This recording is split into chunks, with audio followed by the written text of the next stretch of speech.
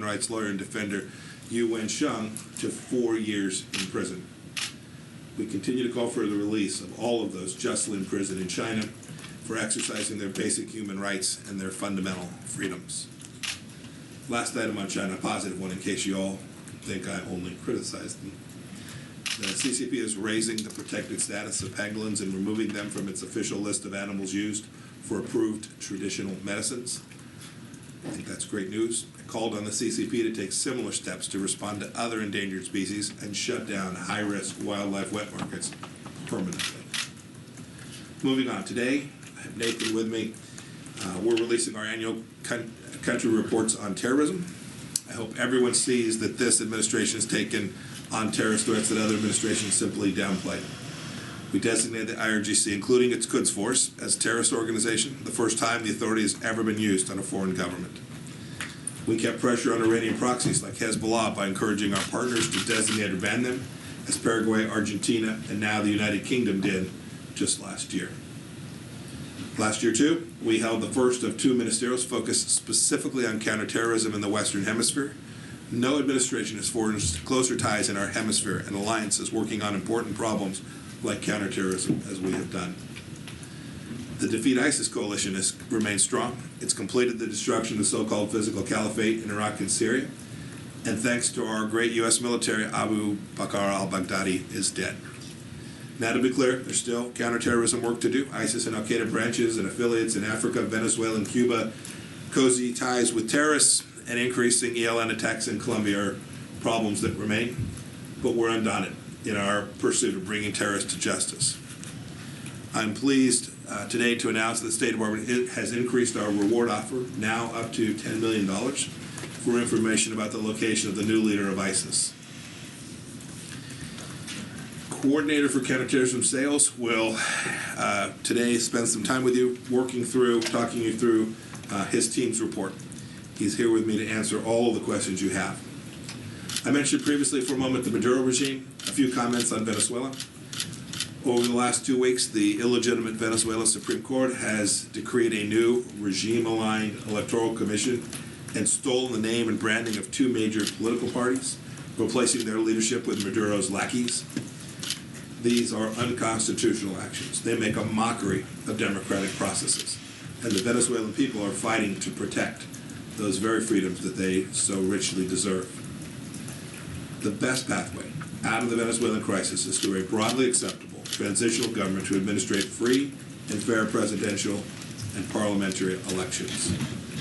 The Maduro regime has also mismanaged Venezuela's abundant natural resources to the point that a country with one of the world's largest oil reserves must import gasoline from Iran. Today, the United States is sanctioning 5 Iranian ship captains who delivered around 1.5 million barrels of Iranian gasoline to Venezuela in support of the illegitimate Maduro regime. These captains' assets will be blocked and they won't be able to operate in U.S. waters. Mariners who do business with Iran and Venezuela will face consequences from the United States of America. We will continue to support the National Assembly, Interim President Guaido, and the Venezuelan people in their quest to restore democracy. Turning to another rogue actor, the Islamic Republic of Iran. Last Friday, the IAEA Board of Governors adopted a resolution calling on Iran to provide the IAEA inspectors the information and access it's obligated to provide. I want to thank Director Grossi and his team for their faithful work. Iran's denial of access to IAEA inspectors and refusal to cooperate with the IAEA's investigation of potentially undeclared nuclear material and activity raises serious questions about Tehran's efforts and what it is precisely that they are trying to hide. Iran's refusal to cooperate is wholly separate from the JCPOA. This is simply about whether Iran is honoring its own legally binding safeguards obligations. If Iran fails, if it fails to cooperate with the IAEA obligations, the international community must be prepared to take further action. Today, Special Representative Hook is briefing members of the United Nations Security Council on our diplomacy to prevent the arms embargo from expiring on Iran in October of this year. Without action, on the 18th of that month, Iran will be able to purchase advanced weapon systems and become the arms dealer of choice for terrorists and rogue regimes all throughout the world. This is unacceptable. Iran has been under arms restrictions by the United Nations since back in 2007. And one of the greatest failures of the Iran nuclear deal was to allow these restrictions to expire without regard to how the regime behaved. The resolution that we will present to the UN Security Council would extend the conventional arms embargo on the leading state sponsor of terror. Our focus now is to work with the Security Council to pass this resolution.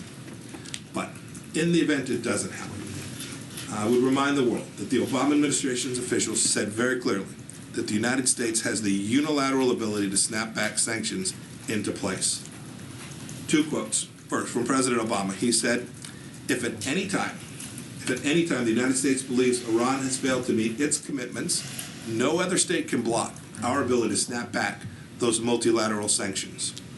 And then my predecessor, Secretary Kerry, said, look, if we're not happy, we can go to the Security Council, and we alone can force a vote on snapping back those sanctions. The legal options in the Security Council are clear. Our great preference is to have a council resolution that would extend the arms embargo, but we are determined to ensure that that arms embargo continues.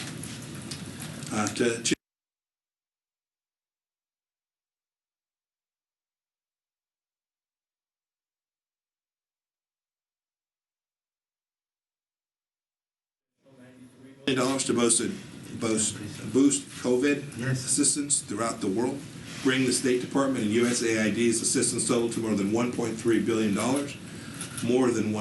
across more than 120 countries. Tomorrow, interagency leaders will convene the private sector counterparts as part of our program called Asia Edge, or Enhancing Development and Growth Through Energy. Asia's energy demand is projected to increase by 60% in 2040.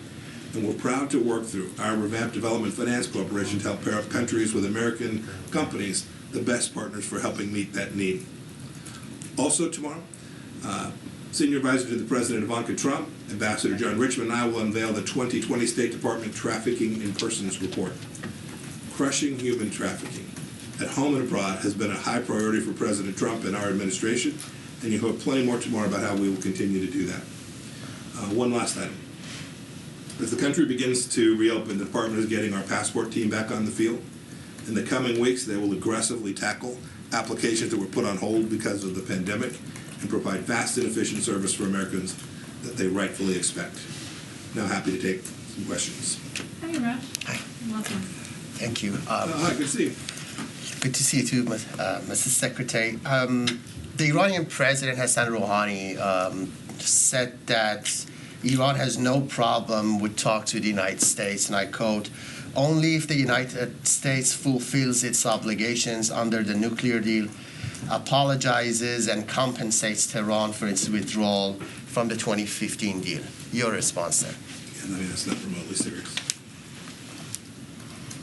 The United States has been clear about our expectations. We've been clear about our goals. We asked the Islamic Republic of Iran to behave like a normal nation. We're happy to engage in conversations with them when the time is right.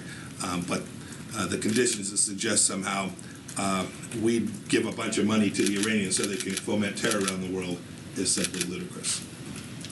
It's just not how this administration behaves. Michelle, go ahead. Thank you. Good morning, Mr. Secretary. Thank you for doing this. Good morning. First, Sudanese foreign minister is saying that your country is nearing a deal with the U.S. regarding the compensation for the families of victims of embassies bombing. Is this accurate? Are you close to a deal? On Libya, are you worried for a regional conflict in Libya between Turkey and Egypt specifically, and on Lebanon? The Lebanese people are suffering financially, economically, and politically, and there is no solution in the horizon. How do you view the future?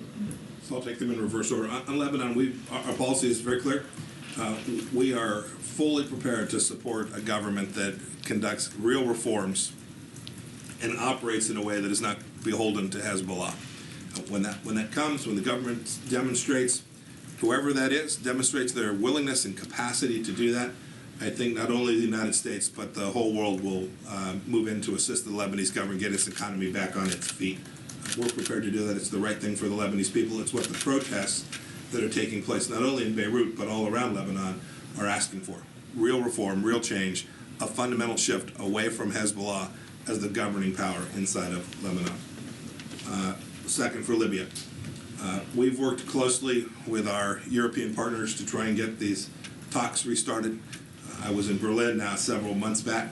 The mission set remains the same, to get the fighting to stop, to reduce the number of arms flowing there from any place, whether that's from the Turks, from the Russians, from anyone, to reduce the footprint of the military conflict, and then to find a political solution to resolve, to get a stable, peaceful situation in Tripoli and in Libya more broadly. We're still hopeful that we can get all of those who have an interest there to the table to have these discussions and come to a political resolution. Your first question was about Sudan. I spoke with the Prime Minister just a couple of hours ago. We're working very closely with them to try and come to a solution so that we can get the right outcome for their new leadership and for the Sudanese people. I don't have any details that I can share with you, only that my team on the ground there is working very closely with the Sudanese leadership to try and get a really good outcome, and I'm hopeful that that will be forthcoming in the weeks ahead. Person? Yeah, back to Iran. You put the threat on the table again of a snapback of unilateral snapback of sanctions. Does that mean you don't have the support in the UN for an extended embargo that we wish to have? Well, I don't know. By the way, it's not a threat. What I've made clear is U.S. policy. It is unacceptable. It's unacceptable for the Europeans to have equipment inside of Iran, move into Iran, that can threaten the people of Europe. Right? Belgium, Denmark are a threat because of the expiration of an arms embargo on the world's largest state sponsor of terror. I'm hopeful that the whole world will accept the proposition that this arms embargo needs to be extended. There'll be an arms merchant too. Not only will they take weapon systems in and purchase high-end weapon systems from Russia and China, but they'll sell their weapon systems all across the world too. This is a rogue regime. They shouldn't have the capacity to do that, and I'm very hopeful that the whole world, when we come to the point when this decision must be made, that they will come to the same understanding that the United States has, that this is dangerous for the world for this to have expired. Can I have a follow-up on this? Sure, go ahead. You said you don't know. Does it mean you don't know you have enough support in the UN, or does it mean you don't know how the Europeans and the Russians and the Chinese will act? We are out working diligently to make sure everybody understands the risk that's associated with the arms embargo expiring. This is really dangerous for the whole world, for the region. The Gulf states know it too. There's tremendous support for what it is we're trying to do. I think all but a couple of nations understand that this should not expire, and there's going to be a discussion about how it is that we extend it. And my last question. Hello, Mr. Secretary. Hi. Israel may be annexing parts of the West Bank and Jordan Valley in a week, and Jordan has said annexation could kill its peace treaty with Israel. UAE's ambassador to the U.S., Ataiba, said it would end any hopes of normalizing relations with the Gulf and Arab states. So my question is, how concerned are you about the potential ramifications of annexation, and do you favor an incremental approach or an immediate annexation of 30% as proposed in the White House peace plan? And very quickly, are you trying to discourage and encourage European nations to keep the United States off a list of countries for a travel ban? They said that they're not looking to open travel with U.S. when they reopen next month. And how can you argue that given the high rate of COVID here? Thank you. So as for your second question, we've been working with countries all across the world, including our friends in Europe and the EU proper, to determine how it is we can best safely reopen international travel.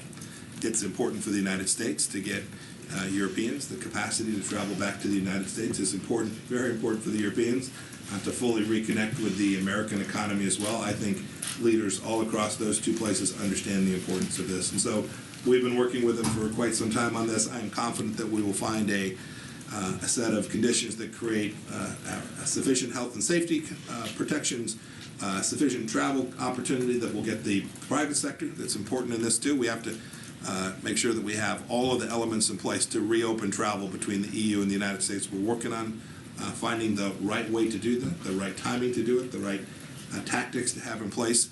We certainly don't want to reopen a play that jeopardizes the United States from people traveling here, and we certainly don't want to cause problems anyplace else. I'm very confident in the coming weeks we'll figure that out as between not only the United States and the EU, but the United States and other parts of the world too. The State Department, Department of Transportation, Homeland Security are all working to develop plans and methods by which we can begin to get global travel back in place. Your first question was about Israel. We unveiled a Middle East peace vision some number of months ago now, and we're continuing to work down that path. The decisions about Israeli and extending sovereignty to other places are decisions for the Israelis to make. And we are talking to all of the countries in the region about how it is we can manage this process forward. Our end state objective is, I think, the objective that the Prime Minister has certainly acknowledged he wants, right? He wants our Middle East peace vision to be successful. The Gulf states have all indicated that they are hopeful that we can put that in place. I regret only that the Palestinian Authority has refused to participate in that. Right? They simply have rejected this out of hand. We simply ask that they come to the negotiating table based on what's outlined in the vision for peace, and they have chosen not to. They've chosen to threaten, to bluster, to assert that they're going to deny the ability to do security properly. That's not good for the Palestinian people. It's dangerous for the people that live in those places too. What we've asked is for them to come together, for Israel and the Palestinian people to come to the table, to negotiate a path forward and to find a resolution to this decades-long challenge. I remain hopeful that in the coming weeks we can begin to make real progress towards achieving that. Great. Thank you, sir. Thank you all very much. Have a good day. One more, China. Thank you. If you guys can, we're having a little bit of technical difficulties, thank you, sir. Yeah. So we're gonna mic up Nathan. Thank you all. Thanks, Nathan. Again. Thanks, sir. So sorry, just give us a second.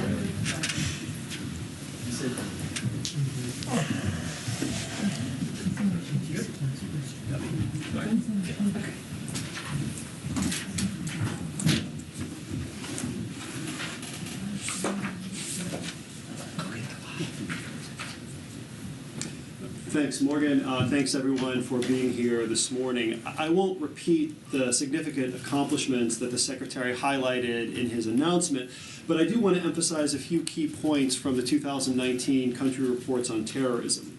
In short, the United States and our partners took major strides last year to defeat and degrade international terrorist organizations. In Iraq and Syria, we destroyed ISIS's so-called caliphate and eliminated its leader.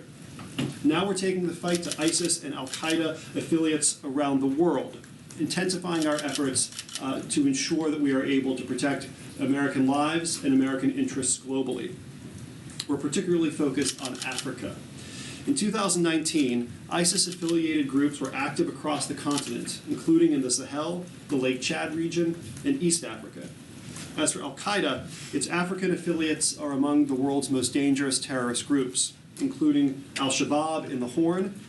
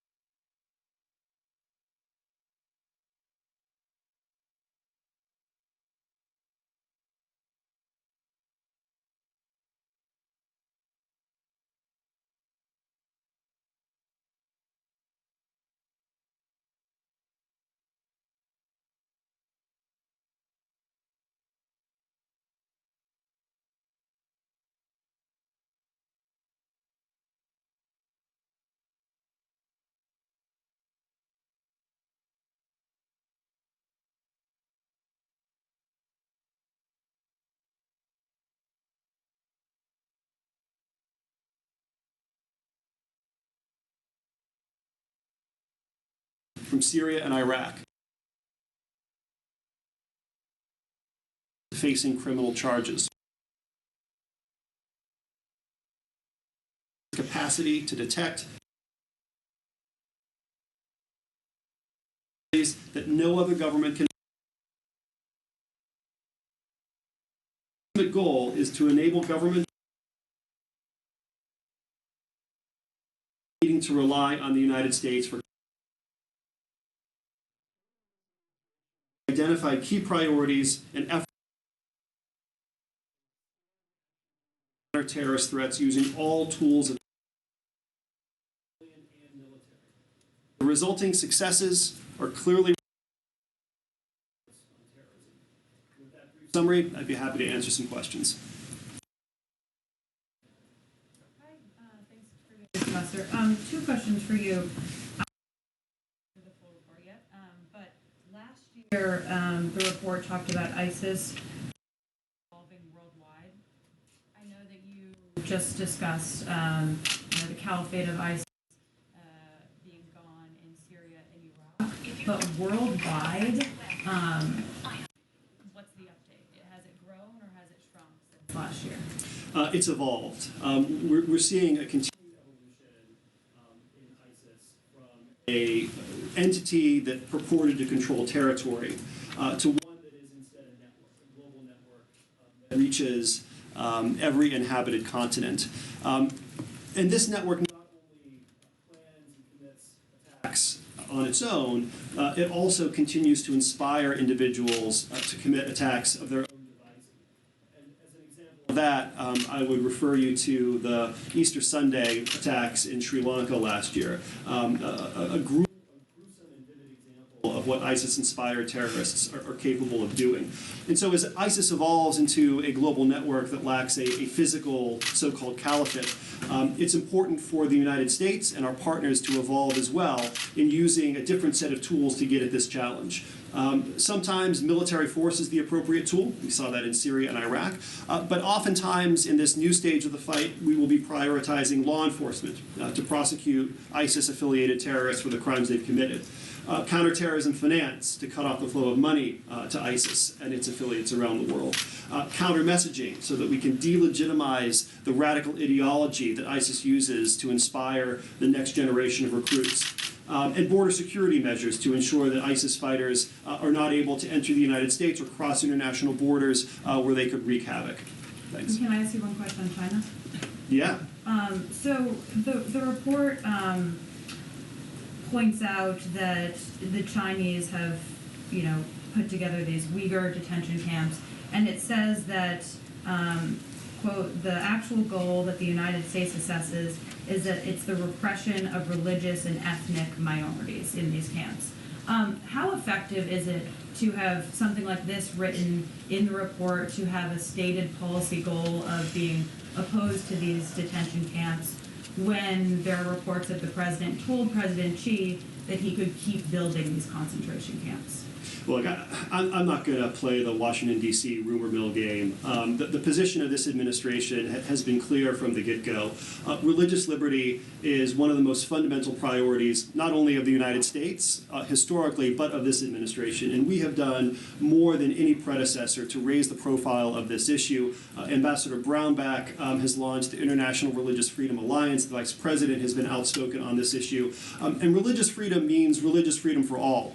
It means religious freedom for faithful Muslims in China who see their mosques demolished by the CCP. It means religious freedom for faithful Muslims in China who are rounded up and herded into camps purportedly for vocational training.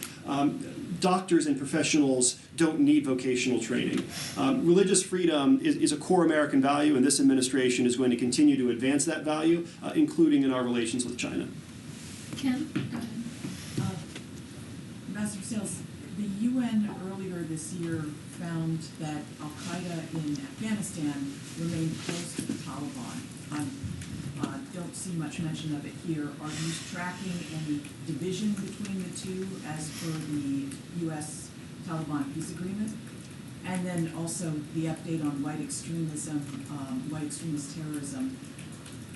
Are U.S. efforts able to combat that, or what needs to happen to check its rise? Yeah, so let me take that second part first. We are concerned, and as we lay out in the report, remain concerned about a rise in what we call racially or ethnically motivated terrorism since 2015, which was when this global trend really began to intensify. We're particularly concerned about white supremacist terrorism, and this administration is doing things that no previous administration has done to counter this threat. Earlier this year, we announced the designation of the Russian Imperial Movement, a St. Petersburg-based white supremacist terrorist group that has trained people to commit acts of terrorism in Scandinavia.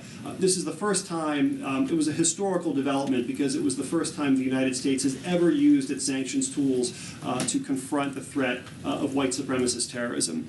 Of course, our fight against white supremacist terrorism globally is not limited to sanctions. That's an important tool, but we have other tools that we've been using as well, including some countering violent extremism tools to use former members of white supremacist organizations who have left the movement because they've realized the error of their ways. These people are incredibly powerful spokespeople as we seek to connect them with vulnerable populations and dissuade those vulnerable populations from going down a dead-end path. We're using the full suite of counterterrorism tools against white supremacist terrorism that we use against Islamist terrorists like Al-Qaeda and ISIS. Speaking of which, your question about Al-Qaeda in Afghanistan, we've been very clear with the American people and with the Taliban that we expect certain conditions to be met as part of our negotiations.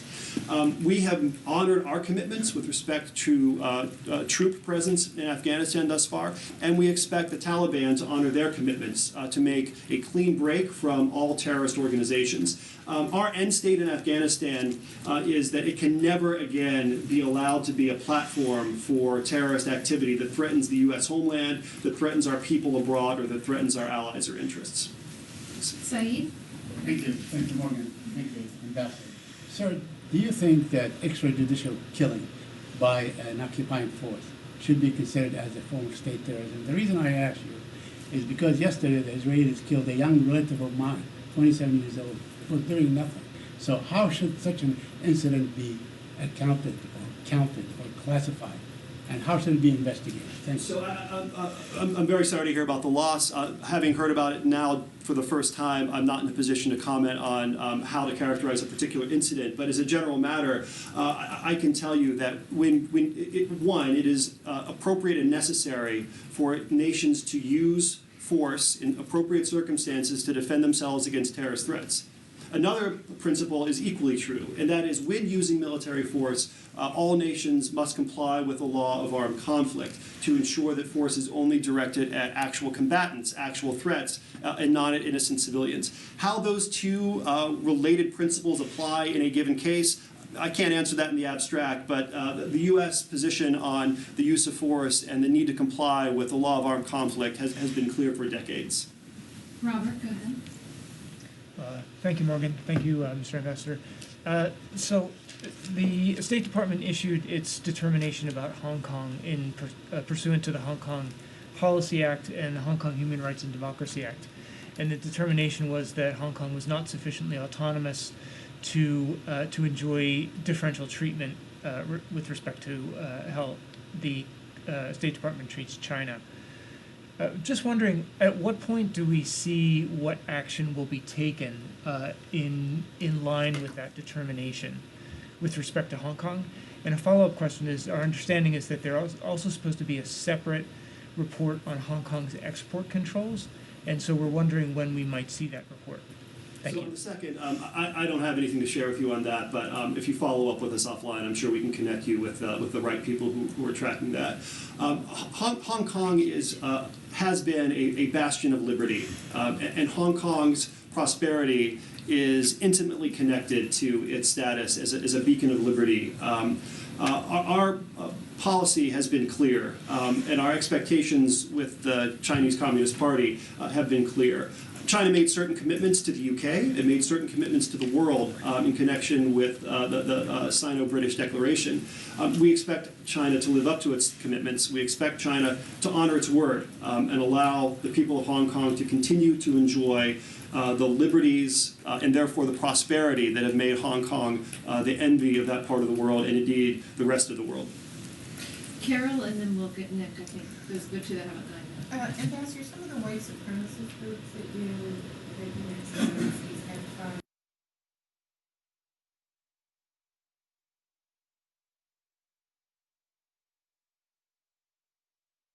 your mandate for the symbols overseas, is there be some sort of change so that you can go after these really international groups that extend into the United States? So we have a seamless partnership with other agencies that have responsibility for the domestic side of the house. Our authorities at the State Department, as you know, begin and end at the water's edge. And we are aggressively using our authorities to target foreign groups and foreign individuals, regardless of ideology, that threaten American lives and threaten American interests. When it comes to investigations or activity here in the United States, I'd refer you to DHS, the Justice Department, and the FBI, all of whose leadership have made it a top priority to address this rising threat of white supremacist terrorism or other forms of violence. This is a priority that this administration has put at the top of the queue. As I said, this trend began in 2015, but it took several years. It took this administration coming into power to really prioritize stepping up efforts against this threat here, in the case of the FBI and DHS, but also abroad, where this department comes into play. Nick, go ahead. Thank you, Ambassador. Thanks, Morgan. Can I go back to Afghanistan and then one quick one on Syria and Iraq? To Kim's particular question, have you seen ongoing connections between al-Qaeda and the Taliban as part of this report? And on Syria and Iraq, you mentioned that there are places where you're working on law enforcement with ISIS and, of course, with the military. Does the report detail how ISIS took advantage of some political vacuums in Iraq and some of the protests in Iraq in order to expand? And how is the U.S. countering that, mostly with the military, but if you could expand on it.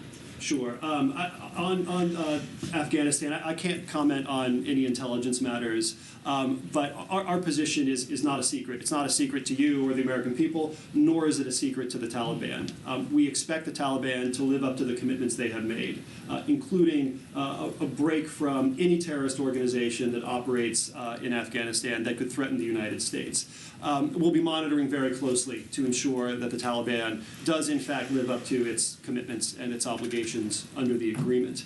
With respect to ISIS in Iraq, we've, as I said, destroyed the caliphate, as the Secretary said, destroyed it in its entirety, but the ISIS threat still remains. And so we have to be very mindful of the need to keep up the pressure. I've talked about ISIS networks around the world, and that it is true with respect to those networks, but we also have to keep our eye on the ball in Iraq, in Syria, to prevent any ISIS remnants from reconstituting, to prevent them from continuing attacks. And so we work with partner forces on the ground, we work with the de-ISIS coalition, we work with the Iraqi government to make sure that we're able to use the full suite of national tools of power to get at that threat. Quickly, Arash. Mr. Ambassador, just doing a quick research on the report that you just released, and I noticed that the Islamic Republic of Iran has been mentioned 109 times in your report. Is it fair to say that the Islamic Republic of Iran poses the biggest threat when it comes to terrorist activities around the world to the United States? And in part of that report, it talks about the connection between Iran and al-Qaeda operatives. What evidence do you have to show that Iran is helping or harboring al-Qaeda operatives? Thanks for the question. It's difficult to rank order the terrorist threats that we face. We have to take them all seriously, and we do take them all seriously, whether it's ISIS or al-Qaeda or whether it's Iran. A particular concern when it comes to Iran is the fact that it is a state, it has the capabilities, and it has the resources of a state. And when you introduce the concept of state sponsorship, the additional resources, the additional capabilities that an SST like Iran can bring is a reason for a severe concern. And we're seeing the results of that all around the world. Last year we saw, or the year before, we saw a series of Iranian plots to commit assassinations in the heart of Western Europe. We see Iran bankrolling terrorists in the Middle East, to include Hezbollah, Shia militia groups in Iraq that are responsible for attacks on American personnel there, diplomats and soldiers alike, and that are also involved last year in ruthlessly suppressing peaceful political protests in Iraq. 109 times, I'm surprised it wasn't 110, given the scope of Iranian terrorist malignity around the world. There was another question in there that about the linkage between Al-Qaeda and Iran. Right, and so when you see Iranian fingerprints on so many different terrorist groups around the world, it shouldn't come as a surprise that Iran would also have connections to Al-Qaeda. I can't comment on intelligence matters, but what we have said publicly in the past is that after 9/11, Iran failed to comply with its obligations to take into custody and extradite for prosecution Al-Qaeda operatives who were linked to the attacks. More recently, we have said publicly that Iran has allowed Al-Qaeda operatives freedom of movement within Iran to enable the movement of fighters and money into conflict zones in neighboring countries. If Iran wants to rejoin the community of responsible nations, here's a start. Crack down on the terrorists that caused 9/11, crack down on the terrorist proxies that foment violence around the world. Okay, thank you. And thanks, everybody. Have a good day. Thank you, Morgan. Morgan, thanks. Morgan, you have a minute?